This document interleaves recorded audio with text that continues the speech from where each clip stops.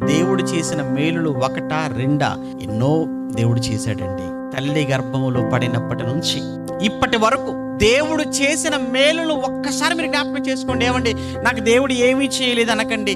దయచేసి మీకు ఓపిక ఉంటే రాత్రి పడుకునే ముందు ఒక పెన్ను పేపర్ తీసుకొని మీరు తల్లి గర్భంలో పడినప్పటి నుంచి ఇప్పటి వరకు దేవుడు మీ పట్ల చేసిన మేలులన్నీ రాయండి. ఎన్ని మేలులు కనబడతాయి, ఎన్ని ఉపకారాలు కనబడతాయి మీ జీవితంలో దేవుడు చేసినవి. మరి ఇన్ని ఉపకారాలు, ఇన్ని మేలులు కనబడుతుంటే దానికి బదులుగా మీరు ఏం చేస్తున్నారు దేవుడికి? ప్లీజ్, దేవునికి ఇష్టలుగా బ్రతకండి చాలు. దేవునికి ఇష్టమైన వారుగా జీవించండి చాలు. ఏంటి దేవుడికి ఇష్టమైనది? ఏమండి, ఆయన కోసం మాట్లాడండి, ఆయన సన్నిధిలో ఉండండి, ఆయన కొరకు వెళ్ళండి, చెప్పండి. ఏది మీరు వింటున్నారో, ఏది మీరు చదువుతున్నారో, ఏది అవతల వారికి చెబుతున్నారో అది మన జీవితంలో ఎదుటి వారికి చూపించేవారుగా కూడా మనం ఉండాలి. మన ప్రవర్తనలో